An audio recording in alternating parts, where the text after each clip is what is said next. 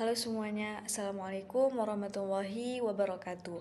Selamat datang di presentasi laporan perencanaan proyek kami. Jadi, dalam video singkat ini kami akan memaparkan strategi dan persiapan matang yang telah kami susun untuk menyukseskan gelaran besar yang mendatang. Baik, kita mulai dengan gambaran besar yaitu laporan proyek untuk MTQ tingkat provinsi. Jadi, mengapa perencanaan ini spesial? Karena strategi yang kami bangun kali ini memiliki fondasi yang kuat, yaitu berdasarkan evaluasi berharga dari pelaksanaan MTQ Aceh yang ke-37 sebelumnya. Jadi, kami ingin memastikan kesuksesan yang masa lalu dapat dipertahankan dan juga segala kekurangan pada peristiwa sebelumnya dapat kami perbaiki. Nah, jadi bagaimana cara kami mencapai tujuan tersebut? Jadi di slide ini tuh adalah kuncinya. Jadi berkaca dari insiden sebelumnya pada MTQ ke-37, kami menetapkan 3 fokus utama perbaikan agar masalah serupa tidak terulang kembali. Jadi fokus pertama adalah manajemen informasi. Jadi di sini kami memastikan alur informasi harus jelas dan searah. Jadi nggak boleh ada informasi yang simpang siur antar panitia. Kemudian yang kedua adalah kejelasan peran. Jadi setiap anggota tuh harus tahu tanggung jawab mereka secara spesifik. Jadi kayak siapa yang ngerjain, terus semua peran tuh harus terdefinisi dengan jelas. Kemudian yang ketiga adalah sistem pelaporan. Jadi di sini kami tuh buat standar laporan yang seragam, akurat dan wajib tepat waktu. Jadi supaya setiap pergerakan proyek tuh bisa terpantau dengan baik. Pencegahan masalah yaitu belajar dari pengalaman sebelumnya. Kami menerapkan strategi pencegahan proaktif berdasarkan masalah yang timbul di MTQ Aceh ke-37 memastikan kelancaran proyek ini. EO meninggalkan pekerjaan. Strategi pencegahannya yaitu kontrak dengan 3 vendor pendamping bersertifikat. Klausul denda 30% untuk gagal kontrak, pembayaran bertahap berdasarkan milestone. Yang kedua, komunikasi tidak terstruktur. Strategi pencegahannya yaitu gunakan platform terintegrasi seperti Slack, Google Sheet, WhatsApp grup resmi, sub komunikasi dengan escalation metric, channel terpisah untuk urgent versus regular update. Yang ketiga, peran tidak jelas. Strategi pencegahannya yaitu sosialisasi RACI metrik di kick-off meeting, tempel dashboard RACI di comment center, sertakan dalam buku panduan panitia. Yang keempat, laporan tidak seragam. Strategi pencegahannya yaitu sediakan template laporan harian terstandarisasi, training penggunaan template untuk semua koordinator, automated reminder via Google Form. Yang terakhir, vendor terlambat. Strategi pencegahannya yaitu wajibkan vendor lapor progres H-14, H-7, H-3, dan H-1. Kemudian buatkan sistem rating performa vendor. Pre-event assessment H-21. Selanjutnya, struktur tim inti proyek MTQ. Tim inti kami terdiri dari para ahli di bidangnya masing-masing untuk memastikan setiap aspek penyelenggaraan terkelola dengan baik. Yang pertama ada project director, yaitu penanggung jawab utama, kemudian project manager, koordinator eksekusi, koordinator acara, teknis dan rundown, koordinator logistik, tempat dan peralatan, koordinator konsumsi, catering, dan hospitality, koordinator dokumentasi dan media, dokumentasi dan publikasi, koordinator keamanan dan kesehatan, ketiga dan darurat, yang terakhir relation officer pemerintah provinsi, hubungan Pemda. Nah, kejelasan peran saja tidak cukup. Peran yang jelas harus didukung oleh sistem komunikasi yang terintegrasi dan disiplin. Efektivitas komunikasi adalah kunci. Kami menggunakan kombinasi platform dengan SOP yang ketat untuk menjaga semua pihak tetap terinformasi. Kami memiliki 3 pilar utama. Yang pertama ada Slack. Ini adalah Slack. Ini adalah salah satu komunikasi formal kami untuk diskusi harian, upload dokumen, dan update progress real time. Semua percakapan proyek non-urgent ada di sini. Yang kedua ada WhatsApp group. Kami sangat membatasi ini karena WhatsApp hanya digunakan untuk informasi yang benar-benar mendesak atau situasi urgent. Ini mencegah notifikasi penting tenggelam. Kemudian yang ketiga ada Google Sheet. Ini adalah sumber tunggal kebenaran atau single source or true. Kami di sini melacak semua progres, venue, logistik, konsumsi, semua data yang dipertanggungjawabkan dalam RACI ada di sheet ini. Kemudian dan untuk memastikan semua pilar ini selaras, kami memiliki rapat harian hanya 15 menit setiap pagi via Zoom atau tatap muka. Tujuannya itu adalah untuk menyingkronkan tugas hari ini, memverifikasi data terbaru di Google Sheet, dan menyelesaikan isu yang muncul di Slack. Bapak Ibu sekalian, fondasi dari kesuksesan proses kami adalah kejelasan peran dan akuntabilitas. Kami memastikan hal ini dengan menggunakan RACI Matrix. RACI adalah alat yang memetakan 4 level tanggung jawab: responsible, accountable, consulted, dan informed. Ini menjamin tidak ada tugas yang terlewat dan tidak ada tumpang tindih peran. Nah, mari kita lihat struktur utamanya. Project Manager, PM, memegang peran accountable untuk hampir semua aktivitas krusial. Ini berarti PM bertanggung jawab penuh atas hasil akhir dari setiap tahapan. Ambil contoh pengadaan vendor, PM adalah accountable, sementara koordinator logistik adalah pihak responsible. Ini adalah pembagian tugas yang jelas.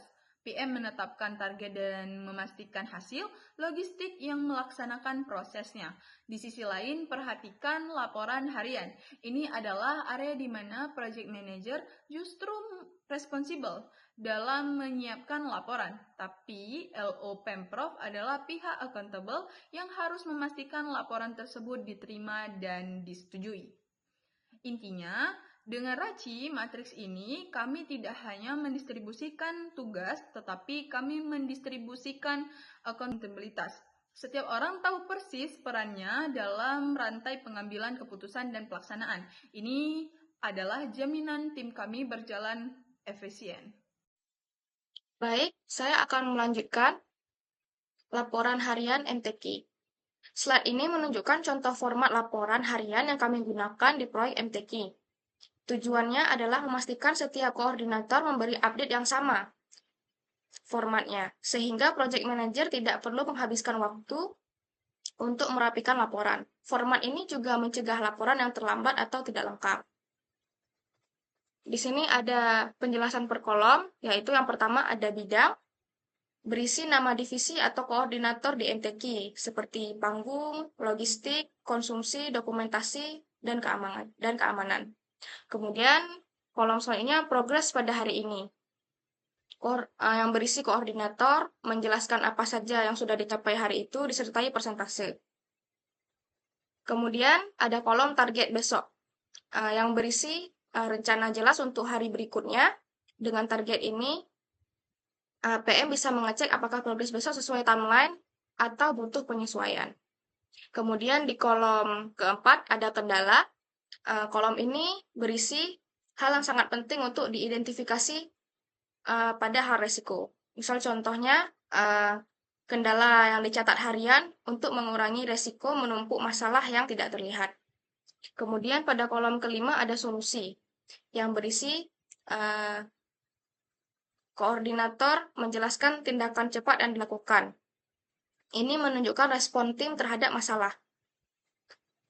Kemudian pada kolom ke-6 ada PIC atau PIC atau Person in Charge, yaitu yang berisi siapa yang bertanggung jawab mengatasi kendala hari itu, atau memastikan akuntabilitasi dan tidak ada tugas yang menggantung. Kemudian pada kolom terakhir, kolom ke-7, ada status yang menggunakan indikator warna on track atau perlu perhatian atau terlambat. Status warna mempercepat untuk melakukan ekskalasi jika diperlukan. Kemudian slide selanjutnya yaitu mitigasi risiko utama proyek. Setiap proyek memiliki risiko dan kami telah mengidentifikasi risiko utama dan menyusun strategi mitigasi yang efektif untuk setiap skenario. Di slide ini kami mengidentifikasi 4 risiko. yang sering terjadi dalam event besar, dan memberikan strategi mitigasi untuk masing-masing risiko agar tidak mengganggu jalannya acara. Risiko yang pertama, keterlambatan laporan.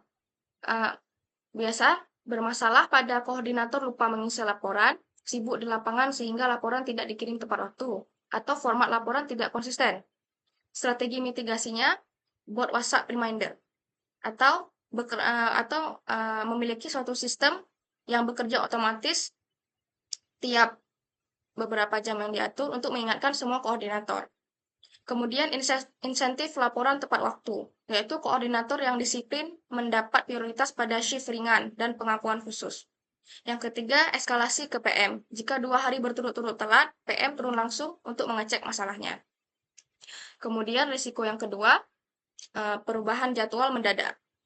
Masalahnya terjadi jika kemungkinan perubahan cabang lomba karena cuaca, tamu VIP, atau teknis venue. Dan jika tidak disampaikan cepat, bisa menyebabkan konsumsi atau transportasi kacau. Dan strategi mitigasinya adalah 3 skenario jadwal cadangan. Jika plan A gagal, langsung beralih ke plan B tanpa rapat ulang. Dan broadcast SMS dan WA Blast untuk memastikan semua koordinator, peserta, dan LO menerima info serentak. Yang ketiga ada flexi time buffer, yaitu setiap jeda lomba ada buffer 10-15 menit untuk mengantisipasi perubahan. Kemudian risiko yang ketiga, ada komunikasi tersendat. Biasa masalahnya disebabkan oleh informasi tidak sampai ke divisi tertentu, ada grup WA atau semacam yang tidak aktif, dan data penting tercecer. Strategi mitigasinya adalah yang pertama ada communication officer khusus yang bekerja sebagai pusat informasi dan memastikan semua pesan tersampaikan. Yang kedua ada backup channel. Jika Slack down, kita bisa beralih ke WhatsApp.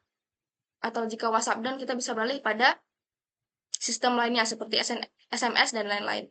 Atau walkie-talkie.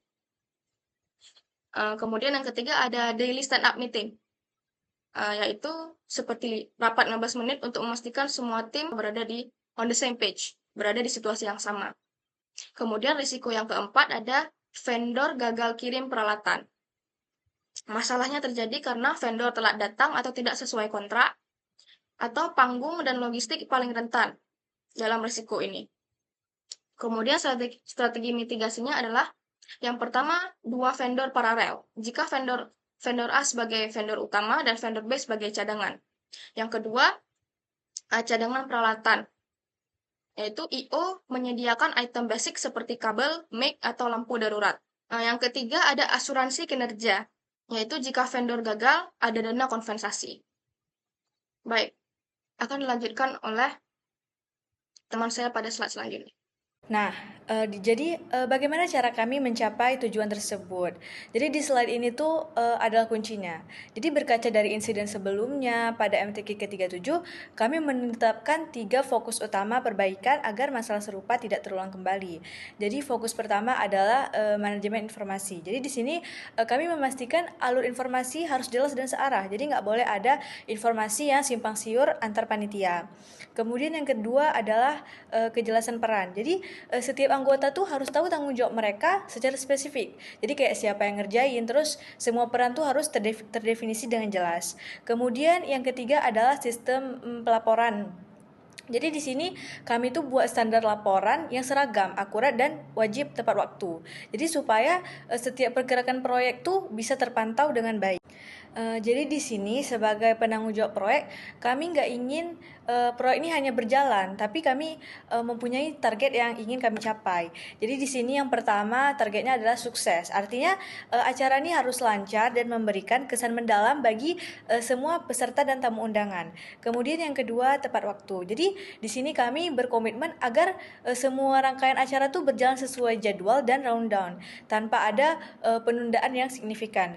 Kemudian yang ketiga adalah minim resiko. Jadi ini hal yang paling penting ya, karena di sini kami melakukan identifikasi masalah sejak dini untuk mencegah hal-hal yang tidak diinginkan. Jadi intinya belajar dari kasus sebelumnya. Di sini kami harus menyempurnakan hal-hal yang kurang dari kejadian yaitu MTQ sebelum.